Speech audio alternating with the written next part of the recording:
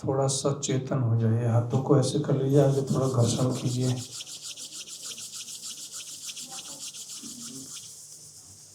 चेहरे पर लगाइए, आंखों पर लगाइए। थोड़ी देर के लिए सीधे बैठिए, लंबा श्वास भरें।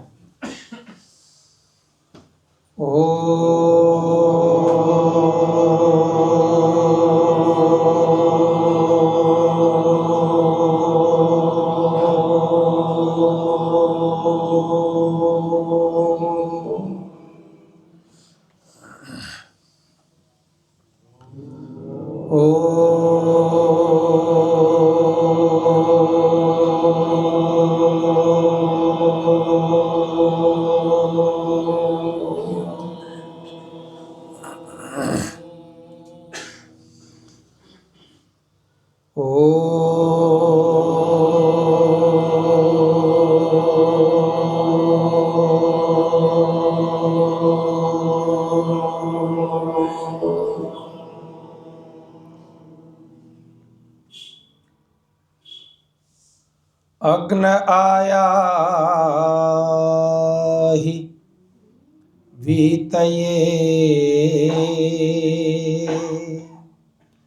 गृणानो हव्यदातये निहोता सत्सिवर्षि। हाथ जोड़ करके हृदय से लगाएं। केवल 2 चरण बोलूंगा, मेरे पीछे सबकी आवाज आनी चाहिए। बस यही सत्संग की शुरुआत है, समझ लीजिए।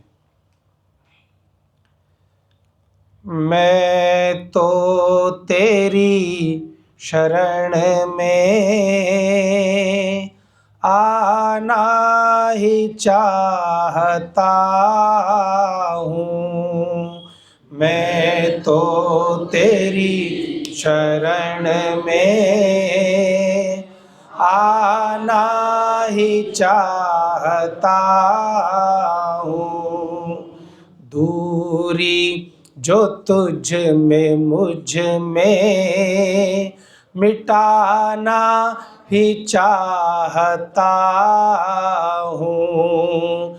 दूरी जो तुझ में मुझ में मिटाना ही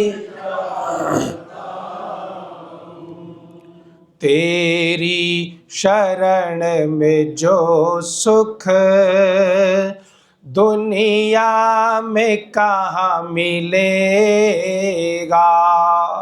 तेरी शरण में जो सुख मिलेगा, दुनिया के बंधनों को छुड़ाना भी चाहता हूँ। दुनिया के बंधनों को चाहता हूँ। चारों तरफ अंधेरा जीवन में घिर भी जाए। चारों तरफ अंधेरा जीवन में घिर भी जाए। तेरा सहारा प्रभु जी पाना ही चाहता हूँ।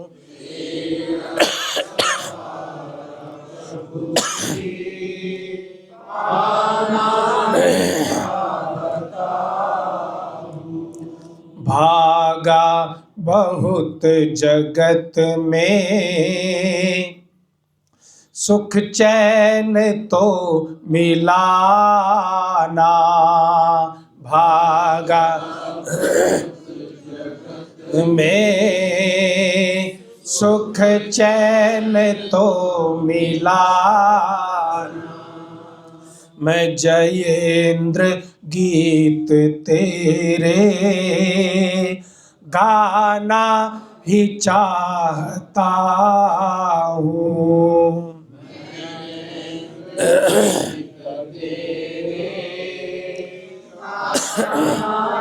चाहता हूँ मैं तो तेरी शरण में आना ही चाहता हूँ। दूरी जो तुझ में मुझ में मिटाना ही चाहता हूँ। ओम शांति शांति शांति।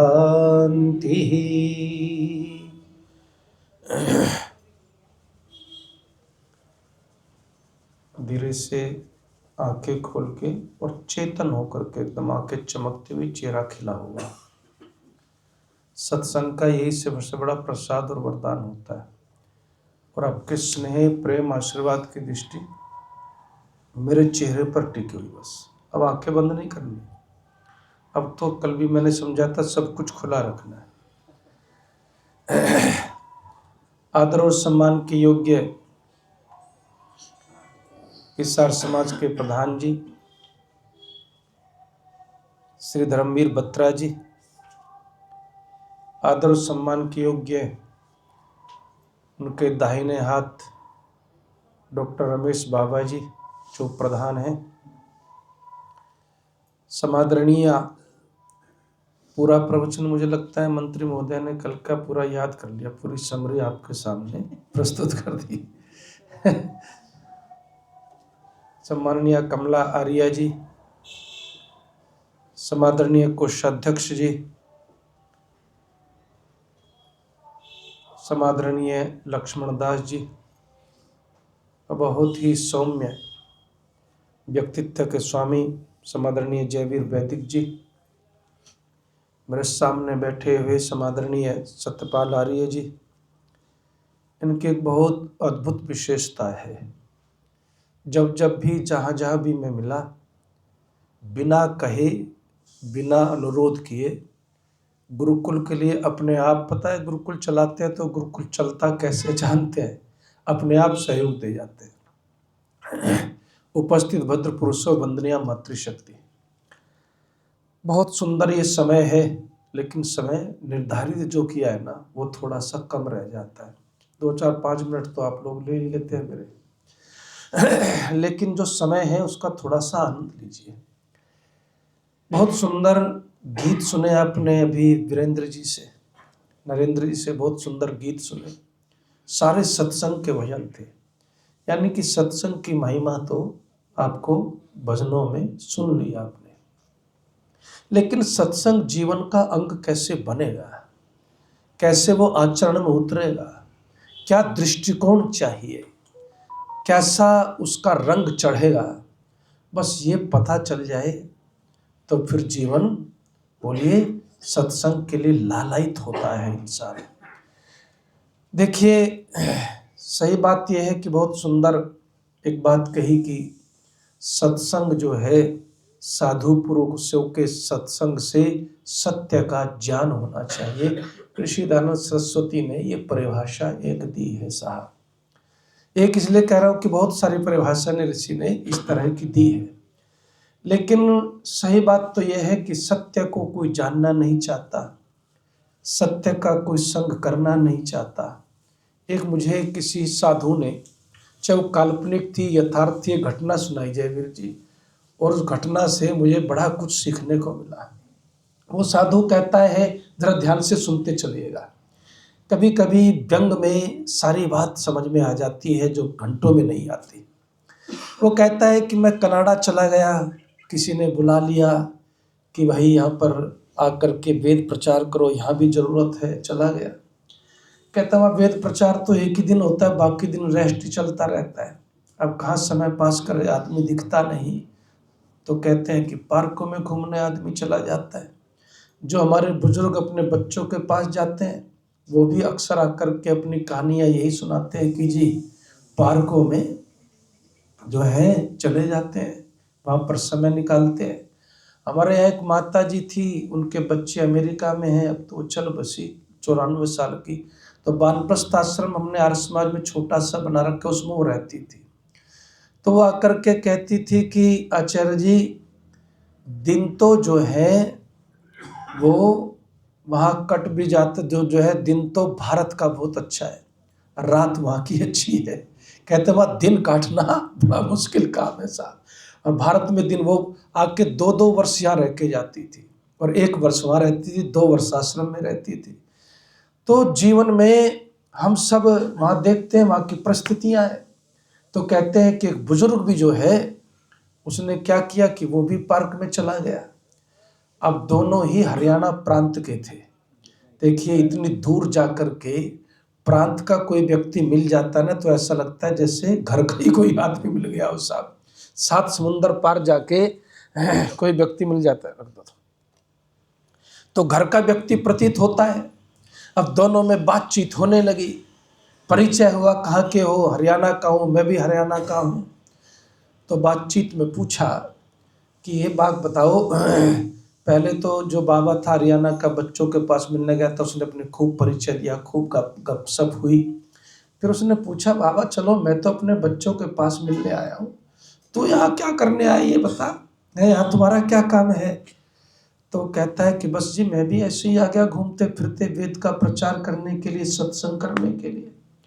जब चलने लगे तो साधु ने बाबा से एक बात कही कि एक काम करना, अब सत्संग है कल, तुम भी सत्संग में आ जाना। तो बाबा कहता है कि तू वेद का प्रचारी है क्या? बोला हाँ वेद का प्रचारी हूँ। कहने लगा फिर तेरे सत्संग में क्या रखा है? न किसी बात की गारंटी, न कोई चूर्ण, न कोई पर्ची है, तुम्हारे सत्संग में क्या रखा है? सत्संग में तो वहां जाता है इंसान जहाँ कोई गारंटी वारंटी मिलती हो, कोई चमत्कार मिलता हो, कोई बबूत मिलती हो। तुम्हारे यहाँ क्या मिलेगा? सूखा उपदेश। और फिर चलो मैं आ भी जाता ना, मैंने पहले ही सत्संग बोलो धारण किया हुआ है, पहले ही सत्संग ले रखा है। अभी नरेंद्र जी भी यही बात कर रहे थे ना कि सत्संग की तो बोलो भरमार है साहब। बात को जरा पकड़ लेना, बस आपको समझ में आएगा कि क्या मैं कहना चाहता हूं। तो वो कहता है मैंने तो पहले से ही सत्संग ले रखा है। फिर दिक्कत क्या है? कहने लगे कि अगर मैं सत्संग न लिया रहता तो भी आ जाता, और सत्संग ले रखा है। तो बोले कि किसका सत्संग ले रखा है? कि हमने जिस गुरु का सत्संग लिया हुआ है ना, वो ये कहता है कि जो मेरा सत्संग करेगा कभी उसकी अकाल मृत्यु नहीं होगी, 100 वर्ष से पहले नहीं जाएगा। तो स्वामी जी कहने लगे कि एक काम करो, मेरा भी कल का सत्संग कैंसिल ही समझो। भाई ऐसे आदमी के पास मुझे भी ले चलो जो ये गारंटी ले ले कि 100 साल से पहले बोलो कोई जाएगा ही नहीं, उससे बड़ा तो साधु कोई हो ही नहीं सकता। तो एक काम करो, मेरा भी अपॉइंटमेंट फिक्स करवाओ, कल मैं भी मिलूंगा उससे, मैं भी उसी का चेला बन जाता हूँ, कम से कम जीने की तो गारंटी मिलेगी। अभी आज मैंने वेद मंत्र में आपको क्या समझाया था कि जैसे पशु को खूंटे से बांध दें वो इधर उधर नहीं जा सकता, ऐसे ही जो अपने जीवन को आत्म संयम के खूंटे से बांध देता है ना, उसकी आयु बढ़ती जाती है। जीवन से महत्वपूर्ण कुछ नहीं दुनिया में, ध्यान रखना। और इसलिए पहले आशीर्वाद क्या देते थे? जिंदे रहो, है जीवन रहेगा तो कुछ कर ही जाओगे, जीवन ही नहीं तो क्या हो पाएगा। तो यही आशीर्वाद सबसे बड़ा आशीर्वाद है और यही कामना सबसे बड़ी कामना है। तो कहने लगे कि भाई इतना बढ़िया साधु तुम्हारा गुरु, उससे मुझे मिलवाओ, मैं भी कल का सत्संग कैंसिल ही करता हूँ। तो कहने लगे कि अच्छा रहने दो ना, आप सत्संग कर लो। पहले तो टालने की कोशिश की, लेकिन हमारे वाला बाबा भी पक्का ही था, हमारे समाज से ज़्यादा पक्का कौन बाबा होगा। बोला कि नहीं मिलवाओ जरूर, गुरु से मिलूंगा जरूर। तो कहने लगा मिलवा तो देता, लेकिन पिछले साल 60 साल की उम्र में गुरु जी दुनिया से खिसक लिए दूसरे का ठेका ले घूम रहा है, अपनी कोई गारंटी नहीं। साहब हम सब ऐसे सत्संगों को खोजते हैं, हम ठेकेदार ढूंढते हैं, साधु पुरुष नहीं ढूंढते। हम सत्य को नहीं खोजते, हम तो पर्ची खोजते हैं, हम तो चूरण खोजते हैं, हम तो भभूत खोजते हैं, हम झूठे चमत्कार खोजते हैं। लेकिन ऋषि दयानंद कहते हैं चमत्कार तो सबसे बड़ा तब होता है जिस दिन तुम ऐसी जगह जाते हो जहां सत्य का उपदेश होता है और उस उपदेश को सुन करके तुम सदाचरण का बोलो जीवन में संकल्प लेते हो। उससे बड़ा कोई चमत्कार दुनिया के अंदर नहीं होता। सत्य के नाम पे ताली बजा रहा तो सत्य वाली तो बजा दो कम से कम। तो सत्य की प्राप्ति का साधन है बोलो सत्संग। एक बात आपको और समझाता हूं, यज्ञ की जब हम व्याख्या करते हैं ना, जब मुझे लोग स्वतंत्र छोड़ते हैं तो फिर मैं सुबह पहले दिन से लास्ट दिन तक यज्ञ खोल जाता हूँ। और बहुत सारे विषय हैं, लेकिन जो विषय लेते हैं तो विषय के हिसाब से भी बोलता हूँ। तो इसमें है देव पूजा, संगतिकरण और बोलो दान। तो संगतिकरण में किसका संगतिकरण है? जितने भी गुरु आपको मिलेंगे, मेरे शब्दों को जिंदगी में भूलना मत, क्योंकि हरियाणा में भी गुरु एक से एक बोलो पैदा हो रहा है साहब। और ऐसे ऐसे बहकावी बातें करते हैं कि आप पूछिए मत। एक हमारे यहाँ बगल में बहुत बड़ा मंदिर है जिसका विदेशों में भी नाम है, पता नहीं कौन सा चूरन खिलाते हैं, पहले सारी संपत्ति बहका के अपने नाम करवा लेते हैं और फिर तब तो कहते तुम्हारी ऐसी सेवा करेंगे, वैसी की सेवा करेंगे, और फिर उन्हें पूछते ही नहीं साहब। तो बड़े चालाक लोग हैं, चालाकी का खेल हो रहा है। सत्संग के नाम पर ये ध्यान रखना। लेकिन ऋषि दयानंद क्या कहते हैं, जितने भी गुरु हैं, राम रहीम जो है, माननीय राम रहीम जी को तो आप जानते ही होंगे हैं। पिताजी फार्म भरवाते थे। क्या फार्म भरवाते थे? पिताजी कहते थे कि मेरे लिए सर्वस्व समर्पण होगा। किसके लिए होगा बोलो? मेरे लिए सर्वस्व समर्पण होगा। फार्म भरवाया जा रहा है साहब कि मेरे लिए सर्वस्व समर्पण करो, तो मेरे भक्त हो, तो मेरे शिष्य हो, तो मेरे आश्रम में रहो। हमारे यहाँ तो ऋषि दयानंद ने क्या कहा, 5 वर्ष की कन्या भी हो तो भी उसके साथ बोलो कोई युवा पुरुष एकांत में नहीं रहना चाहिए। और उस जो कन्याओं का गुरुकुल है, विद्यालय है, वो पृथक होना चाहिए। मतलब एक पराकाष्ठा की बात कही है, इतना गहरा चिंतन दिया। लेकिन बाबा तो कहता है जितनी महिलाएं आएंगी, जितने समर्पण के फार्म भरे जाएंगे, उतने ही बहुत बढ़िया बोलो सत्संग चलेगा साहब। लेकिन मैं आपको सिर्फ एक बात बताना चाहता हूँ कि जितने भी गुरु हैं वो कहते हैं हमें समर्पित हो जाओ। किसको समर्पित हो जाओ? लेकिन मैं नहीं कहता आपको क्या मुझे समर्पित हो जाओ। आर्य समाज में बस यही एक खासियत है साहब। आर्य समाज का विद्वान भी, आर्य समाज का वक्ता भी, आर्य समाज का धर्माचार्य भी, आर्य समाज का पुरोहित भी जब भी बोलता है तो वो ये नहीं कहता कि मेरे प्रति समर्पित हो जाओ, वो ये कहता है सत्संग करना है तो मेरी क्या हस्ती है, सत्संग करो तो परम पिता परमात्मा का सत्संग करो, उसके प्रति समर्पित हो जाओ। और इसलिए हम समझाते हैं गुरु का महत्व है। गुरु के बिना भी बोलो ज्ञान नहीं होता। लेकिन हम भी कुछ ज़्यादा ही आगे बढ़ गए। एक तो वो लोग हैं जो आंख बंद करके कहते हैं मक्खी गुड़ का ढेला ले गई सत्य वचन महाराज। एक हम भी कुछ कम नहीं है। हम सोचते हैं कि गुरु की हमें जरूरत ही नहीं है साहब, है। ऋषि दयानंद ने जो बात लिखी है उसको समझो, याद करा करो। ऋषि कहते हैं कि 100 आदमी भी अगर एक बात कह रहे हो और एक वेद का विद्वान उस बात को कह रहा हो तो किसकी बात मानी जानी चाहिए? और आप कितने भाग्यशाली ये भी बता दूं, आपके अलावा, आर्य समाज के अलावा दुनिया में कोई ऐसा सत्संग नहीं जहां वेद का विद्वान बैठ के बोलो प्रवचन करता हो साहब। तो ये तो बड़े सौभाग्य का, हम अपने आप को कितना भाग्यशाली समझते हैं, धन्य समझते हैं कि हमें वेद जैसा ग्रंथ पढ़ने को मिलता है और उस पर चर्चा करने का अवसर आपके बीच मिलता है। तो हम क्या समझाते हैं, गुरु रास्ता दिखाता है, लेकिन तुम्हें सत्संग किसका करना है? मुख्य रूप से बोलो, परम पिता परमात्मा का करना है। जो सत है, जो हमेशा रहता है, उनका सत्संग करना चाहिए। हमेशा कौन है दुनिया में बोलो? परम पिता परमात्मा जो है वो हमेशा रहता है साहब। परम पिता परमात्मा हमेशा है, सृष्टि से पहले भी था, आज भी है और हमेशा है। बल्कि क्या कहते हैं कि परमात्मा को किसी ने कहा कि त्रिकालदर्शी है, तब ऋषि ने क्या कहा? जो परमात्मा को त्रिकालदर्शी कहता वो मूर्ख है। मैंने पूछा क्यों?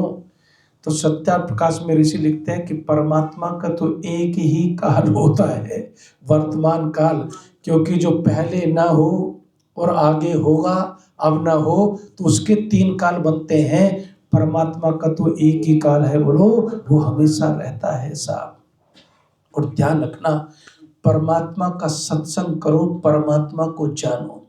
तो आपको दुनिया के अंदर केवल आर्य समाज का मंच ऐसा है जो परमात्मा कैसा है उसके बारे में आपको बताता है। परमात्मा से कैसे मुलाकात हो सकती है उसके बारे में आपको बताया जाता है। परमात्मा कहाँ रहता है उसके बारे में आपको बताया जाता है। आज तक धुरंधर पंडित विद्वान हुए हैं, तीर्थ हुए हैं इस आर्य समाज में, जिनके सामने सारे दुनिया के ऐसे ऐसे पंडित हुए हैं कि जिनके सामने दुनिया के पंडित भी इकट्ठे हो जाए ना, उनका मुकाबला नहीं कर सकते। ऐसे दर्शनों के, व्याकरण के, उपनिषदों के, वेदों के धुरंधर पंडित हुए हैं। और तो और छोड़िए, अंग्रेजी के भी ऐसे विद्वान हुए, आर्य समाज के विद्वान। पंडित बुद्धदेव विद्यालंकार पे जयवीर जी एक बार मुकदमा हो गया। मुकदमा हो गया तो चल कहने लगे जी वकील वकील छोड़ो, जज साहब मुझे परमिशन दो, मैं अपनी बात रखूंगा। तो अपनी बात अंग्रेजी में रखनी शुरू की। जब अंग्रेजी में बात रखनी शुरू की तो साहित्यिक अंग्रेजी का प्रयोग करना शुरू कर दिया। तो जज बोला, ये स्वामी जी महाराज कहाँ से आ गए आप? ये तो हमारी भी पल्ले नहीं पड़ रहा जो आप बोल रहे हो। इसकी स्पेलिंग और इसका अर्थ हमें समझाइए तो सही, आप क्या कह रहे हैं? जज क्या कहता है? मुकदमे का फैसला तो हो गया, लेकिन बात आपकी पूरी सुनूंगा। मजा आ रहा है सुनने के अंदर, आपकी युक्ति को भी, आपकी भाषा को भी, आपके तेज को भी देख करके मैं तो धन्य हो गया और मेरा जज बनना सफल हो गया साहब। ऐसे ऐसे विद्वान हुए, लेकिन किसी विद्वान ने आज तक ये कहा मैं भगवान हूं? कहा क्या? मेरे प्रति समर्पित हो जाओ? कहा क्या? ये बात जरूर कही ऋषि ने कि विद्वानों का सम्मान होना चाहिए। लेकिन जब बात समर्पण की आती है, जब बात भक्ति की आती है, जब बात जो है परमात्मा के चिंतन की आती है, तो एक ही बात कहता है आर्य समाज के सत्संग में, एक ही बात कही जाती है। और वो बात है कि जीवन मिला है तो जीवन रहते रहते अंतिम श्वास निकलने से पहले एक प्रयत्न जरूर करना। जिस परमात्मा ने जन्म दिया है ना, उसको जानने की और उसको पाने की बोलो ईमानदारी से कोशिश जरूर करना साहब। ये सत्संग में आपको सिखाया जाता है। और मैं भी आपसे यही निवेदन करना चाहता हूँ कि जीवन के अंदर आपको ये बात सीखनी है कि परमात्मा की उपासना बहुत महत्वपूर्ण है, परमात्मा का सत्संग करना बहुत महत्वपूर्ण है। और जब तक परमात्मा का सत्संग न करोगे, सत्य को उपलब्ध नहीं हो सकते। ये मैं आपको लिख के दे सकता हूँ। कहाँ से लिख के दे सकता हूँ? देखिए, एक आपका यज्ञोपवीत संस्कार होता है जी, इसमें सत्संग भी आएगा और दर्शन भी आएगा और फिलोसफी भी आएगी, सब कुछ आएगा। इसको जरा हृदय में जाने देना। यज्ञोपवीत संस्कार होता है और जब भी हम यज्ञ कराते हैं तो यज्ञोपवीत देते हैं। एक जगह मैं भी गया तो उन्होंने कहा जी हमने तो यज्ञोपवीत देना बंद कर दिया। मैंने कहा भाई बंद क्यों कर दिया? कहने लगे जी लोग उठाते हैं यज्ञोपवीत यहीं पैरों में रख के चले जाते हैं। एक जगह मैं गया, यज्ञोपवीत दिया तो एक माता जी ने 11 रुपये साथ में लगाए और लाके मेरे चरणों में धर दिया। मैं कहा हे माता, ये यहाँ चरणों की जगह नहीं है, ये तो यहाँ की जगह है। तो फिर मैंने क्या कहा लोगों से कि इसका मतलब ये तो नहीं कि आप सिखाना बंद कर देंगे। आपने सबको सिखाया कि सच बोलिए, फिर भी लोग झूठ बोलते हैं। आपने सिखाना तो बंद नहीं कर दिया? कर दिया क्या? सिखाना तो बंद नहीं कर सकते ना, आप ट्रेनिंग तो बंद नहीं कर सकते। कोई मान रहा है, नहीं मान रहा है, 3 दिन पहन रहा है, 2 दिन पहन रहा है, कम से कम उसके बारे में सुन रहा है, समझ रहा है। आप और छोड़िए, गुरुकुल में पंडित बुद्धदेव विद्यालंकार ने यज्ञोपवीत उतार दिया था, तब स्वामी श्रद्धानंद जी ने कहा तेरी अभी समझ में नहीं आएगा, अभी पढ़ ले और इसको नियम अनुशासन मान के धारण कर ले। बाद में कितने बड़े दीवाने हुए वो आर्य समाज के, आप अच्छी तरह से जानते हैं। कभी कभी हम रूखे हो जाते हैं ना अपने विद्वानों के साथ। कोई ऐसी घटना घट गई कि पंडित बुद्धदेव विद्यालंकार जो है ना, उनको आर्य समाज से निष्कासित कर दिया। निष्कासित कर दिया जयवीर जी, निष्कासन हो गया। और उधर आर्य समाज के साथ शास्त्रार्थ छिड़ गया। शास्त्रार्थ छिड़ गया दिल्ली में करपात्री जी के साथ। देखिए, गुण तो गुण है, चाहे विरोधी में क्यों ना हो। गलत कह रहा हूं है। करपात्री एक ऐसा विद्वान था जिसको शास्त्र खोलने की जरूरत नहीं पड़ती थी पुरानी जगत में। और वो व्यक्ति ये कहता था कि गीता में फला पेज पर इस भाष्य की गीता में ये श्लोक लिखा हुआ है और फला भाष्य की इतनी लाइन में ही लिखा हुआ है। ऐसे उसको शास्त्र कंठस्थ थे। और इंद्र विद्या वाचस्पति और दुनिया भर के विद्वान शास्त्रार्थ में थे। और वेदों पर शास्त्रार्थ हो रहा था, वेदों पर जो है शास्त्रार्थ चल रहा था। अब शास्त्रार्थ में पलड़ा डावाडोल होने लगा। डावाडोल होने लगा, 3 दिन हो गए, निर्णय हो नहीं रहा था। तो इंद्र विद्या वाचस्पति ने कहा सुनो, ये निकालने विकालने का झंझट छोड़ो। अगर अब कोई इज्जत बचा सकता है और जिसके नाम से ही करपात्री जी कांपते हैं, तो उसका नाम पंडित बुद्धदेव विद्यालंकार है। उसको बुला लो। कलकत्ता में थे, सूचना पहुंची तो एक आदमी ने कहा छेड़ते हुए, आपको तो आर्य समाज से निकाल रखा है। पंडित बुद्धदेव विद्यालंकार ने जो बात कही वो भी सीखनी चाहिए साहब। कभी कभी हम इतनी सी बात पर नाराज होते हैं, प्रधान जी ने तो मेरा नाम ही नहीं लिया, आज तो मेरी तो छुट्टी समझो सत्संग से। ऐसा ना किया करो, है। आर्य समाज से प्यार करो, सत्संग से प्यार करो। ये मिशन ऋषि का है, इससे प्यार करो, वेदों से प्यार करो, विद्वानों से प्यार करो, उनका सम्मान करो। छोटी मोटी बातों में क्या रखा है। तो पंडित बुद्धदेव विद्यालंकार ने जो बात कही, वो मेरे दादा गुरु हैं, प्रभाताश्रम की स्थापना उन्होंने की है। उन्होंने कहा ये कौन सी बड़ी बात है, मुझे आर्य समाज से निकाल दिया। बड़ी बात तो तब होगी जब मेरे अंदर से कोई आर्य समाज को निकाल करके दिखाए साहब। ये है दृष्टिकोण जीवन को जीने का। दौड़ पड़े, रात भर ट्रेन में चले, लेख लिखा।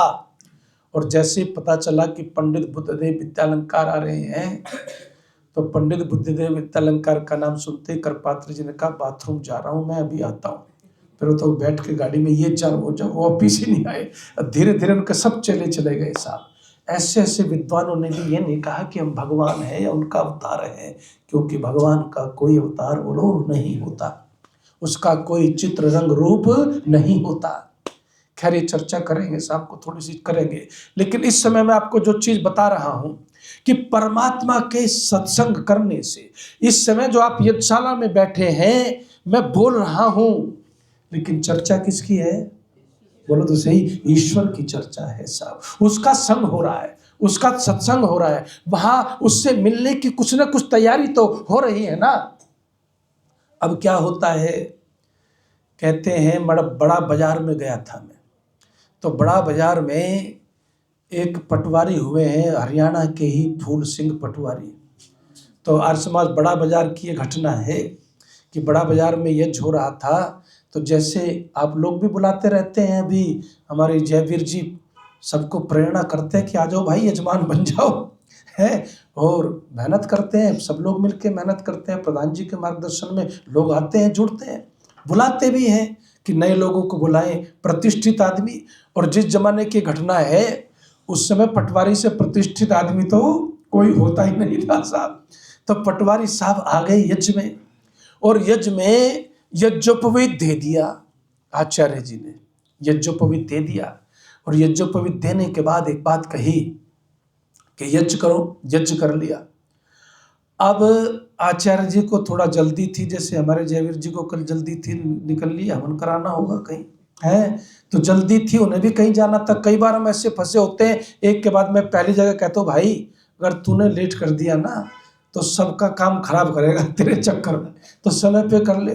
कई लोग तो समय पे तैयार मिलते हैं और कई लोग तो बाथरूम में जाते हैं। जब पहले टाइम देंगे 9 बजे आ जाओ, जब पहुंच गए बस अब आया नहा के, मैंने कहा भले आदमी हम वहाँ से यहाँ आ गए तो नहाने चला है। तो ऐसा सब कुछ चलता रहता है। तो उस समय उनको जाना था, तो जाने से पहले पटवारी जी ने एक प्रश्न पूछ लिया। क्या प्रश्न पूछा? कहते हैं कि एक बात तो बता दो, ये गले में तो डाल दिया तुमने ये धागा, जनेऊ, यज्ञोपवीत जो भी तुम कह रहे हो, इसका कुछ मतलब भी है? मतलब तो समझा देते कम से कम, मतलब नहीं समझाया और चल दिए, फिर इसका क्या अर्थ हुआ? तो आचार्य जी ने कहा बस सार रूप में एक ही बात समझा देता हूँ। बोले क्या? इसका मतलब है ईमानदारी से जीवन जीना। फूल सिंह पटवारी ने ये बात सीधे यहाँ लग गई, यज्ञोपवीत। इसलिए मैं कहता हूँ ट्रेनिंग बंद नहीं होनी चाहिए। ट्रेनिंग बंद हो गई तो कोई फूल सिंह फिर कभी पैदा होगा ही नहीं है। इसलिए आप अपनी ट्रेनिंग रखिए। 2 दिन पहनेगा, यज्ञ के समय पहनेगा, जैसे होगा उसका भाग्य जाने, लेकिन ट्रेनिंग बंद नहीं होनी चाहिए। तो फूल सिंह पटवारी को कहा कि ईमानदारी से जीवन जीना, और पटवारी साहब कहते हैं पसीना आ गया पटवारी को। हवन की अग्नि के सामने बैठा था, शुद्ध वातावरण में बैठा था, परमात्मा के सत्संग में बैठा था, तो फिर पसीना आ गया और मन में सोचने लगा पूरे हरियाणा में मेरे से भ्रष्ट पटवारी तो कोई है ही नहीं। ये होता सत्संग, कैसे करिश्मा होता है। परमात्मा का भी सत्संग है, विद्वानों का भी सत्संग है, और यज्ञ का भी बोलो संग हो गया। तीनों मिल गए साहब वहां पर, तो उसका भाग्य उदय हो गया। लेकिन वो कहता है, उसने खुद लिखी है घटना, कि मैं जो है ये जानता था कि मैंने डायरी में सब नोटेड था, किससे कितनी रिश्वत ली है, कब ली है, किस तारीख में ली है। और कहते हैं कि एक बड़ा पक्का नियम था मेरा, जब तक रिश्वत का थैला घर में न आ जाए तब तक मैं कदम बाहर बोलो नहीं निकालता था। यह पक्का नियम था मेरा। लेकिन कहते हैं पसीना आ गया, बात दिल में लग गई, और बात दिल में लेकर के घर पहुंच गया साहब। और घर जाकर के सबसे पहले वो डायरी निकाली, जिस डायरी में रिश्वत के पैसे नोट कर रखे थे। और जितने पैसे घर में थे उस समय, ये क्या कहते हैं, एक तो बैंक में होते हैं, और भी तो लोकर वोकर का सिस्टम ज़्यादा था नहीं, सब माल घर में ही रहता था। इसलिए चोर भी खूब घुसते थे कि सब माल यहीं मिलेगा और कहां करके जाएगा। तो कहते हैं कि डायरी निकाली, जितने पैसे थे सब बैग में भरे, और बैग में भरने के बाद कहने के रिश्वत वाले कोई थोड़े तो थे नहीं, एक दिन में तो ये काम पूरा नहीं होना था, कि सुबह से शाम तक जाता, पैर छू करके कहता कि मुझसे जो गलती हो गई ना, उसके लिए मुझे क्षमा कर देना। मैं बहुत बड़ा गलत कार्य किया। आपका कार्य बिल्कुल जायज़ था, आपका कार्य बिल्कुल सही था, लेकिन मेरी आंखें भगवान ने खोल दी। मैं आर्य समाज के यज्ञ में चला गया, और ऐसी यज्ञ की कृपा हुई कि मुझे समझ में आ गया कि इससे ज़्यादा पतन का कार्य कोई दूसरा नहीं। एक काम करो, ये पैसे वापस ले लो और मुझे क्षमा कर दो। उसके पैर छूता, सबके रिश्वत के पैसे देता गया। ये भी उसने लिखा कि एक किसान का बहुत नुकसान हुआ, तो उसने कहा नहीं तू भुगतेगा, मैं तेरे से पैसे वापस नहीं लूँगा, ब्याज पे उठा के दे, पशु बिक गए, मकान बिक गया। कहते हैं कि सबसे माफ़ी मांगी, सबसे पैसा जो है वापस कर दिया। जब ये यज्ञोपवीत पहनते हैं तो एक बात कहते हैं, बस उस बात को ले जाना तो फिर मेरा प्रवचन सार्थक हो जाएगा। क्या कहते हैं? कहते हैं अग्ने व्रतपते व्रतम चरिष्यामि तन्मे राध्यताम तक्षकेयम इदमहम अनृता सत्यमुपेमि।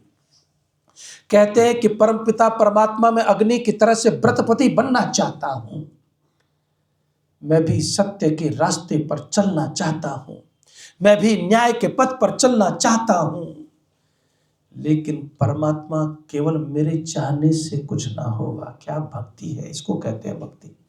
केवल मेरे चाहने से कुछ ना होगा, ये मेरा संकल्प तो तब पूरा होगा, बोलो जब तू भी चाहेगा, जब तू भी मेरी मदद करेगा, जब तू भी मेरी हेल्प करेगा, जब तू भी मेरी सहायता करेगा, तब छकेयम, तब मैं जो संकल्प ले रहा हूं। क्या संकल्प बोलता है?